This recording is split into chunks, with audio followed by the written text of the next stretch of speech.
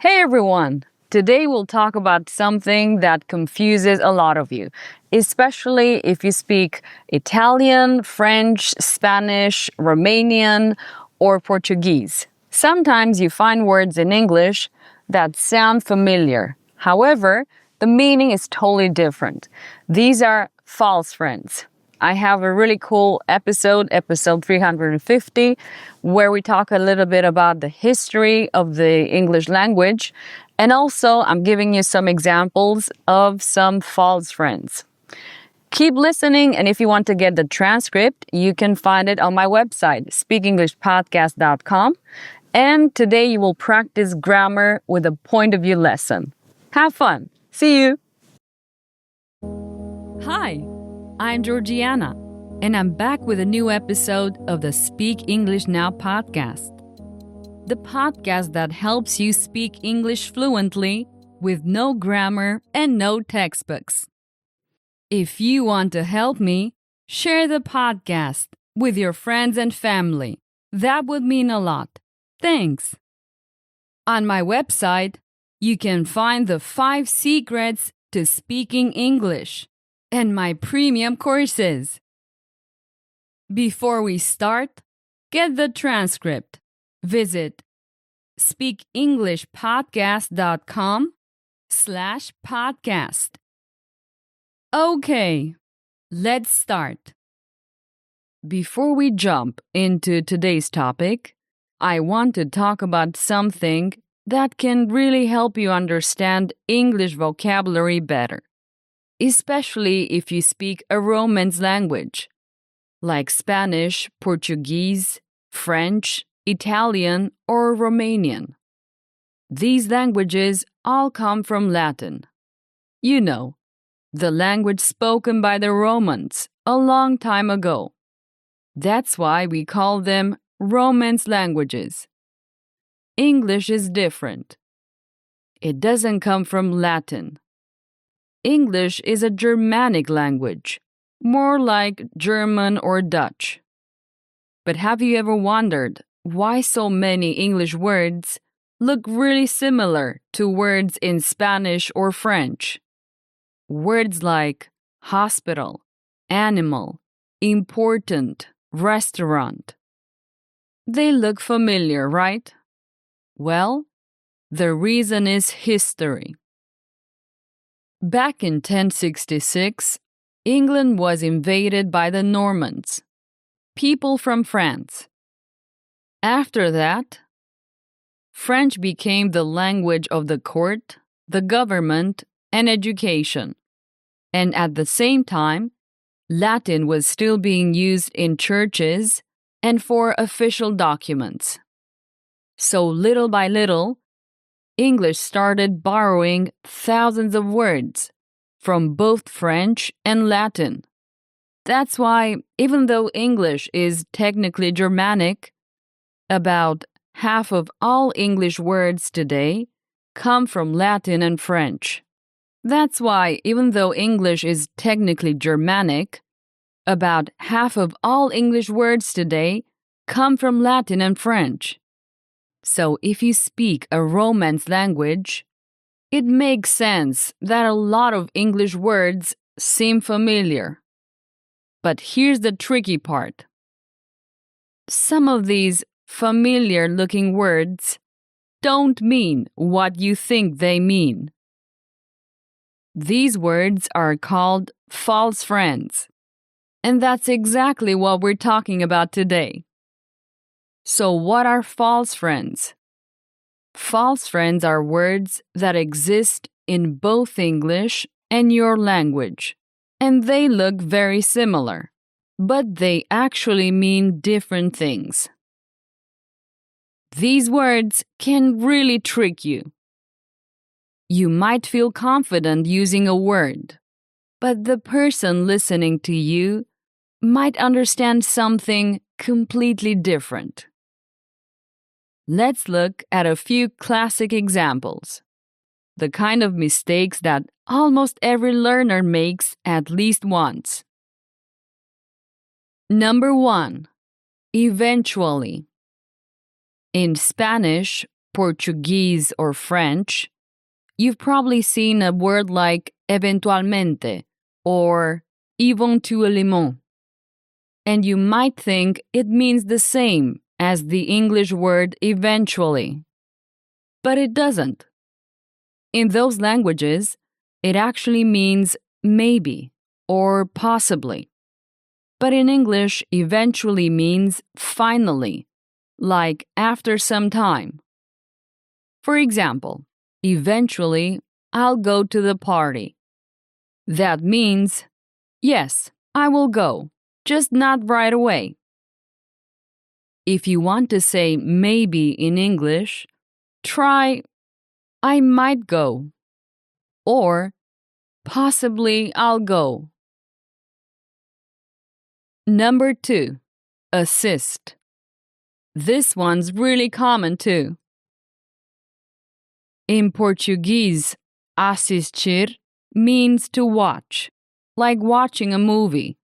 And in Spanish or French, asistir or asiste often means to attend.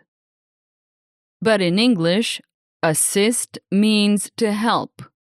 So if you say, I assisted a movie, it sounds like you were part of the film crew. Or if you say, I assisted the meeting, people might think you were helping the speaker, not just sitting there. What should you say instead? I watched a movie, or I attended a meeting. Number 3, sympathetic. This one sounds friendly, but again, it's a trap. In many Romance languages, words like simpático or sympathique mean nice or friendly. But in English, sympathetic means someone who shows empathy or understanding when someone else is going through a hard time. So if you say, my teacher is very sympathetic, you're not just saying she's kind, you're saying she's understanding and emotionally supportive, especially when you're feeling bad.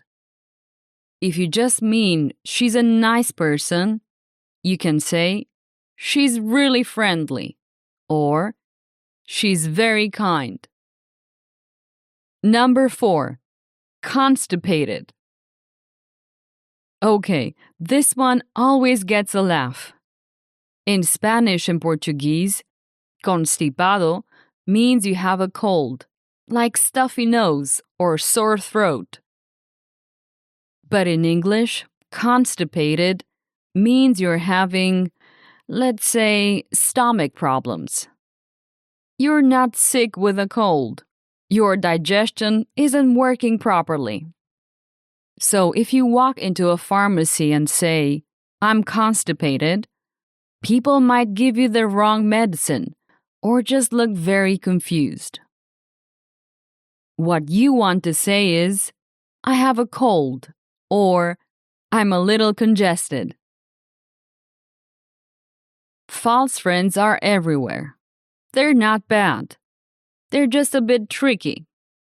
But the good news is, once you made one of these mistakes, you almost never make it again. In fact, these little accidents help you learn faster. Why? Because they're funny, awkward, or memorable. And those are the kind of moments your brain remembers best. Let's continue with a point of view story. I will tell you the same story, but in different points of view. This will help you practice grammar in a natural way. You can find more about this method in my premium courses. Visit speakenglishpodcast.com/courses to get my premium courses. They are designed for learning by listening. Let's listen to the story in the past tense. Pedro has just moved to Chicago from Brazil.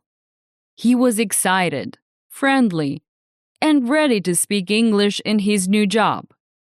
But that first week, it was full of surprises. On Monday, someone invited him to a birthday dinner. Pedro smiled and said, "Eventually I'll go." Everyone thought he meant yes, later. But Pedro meant maybe. So when he didn't show up, people were confused.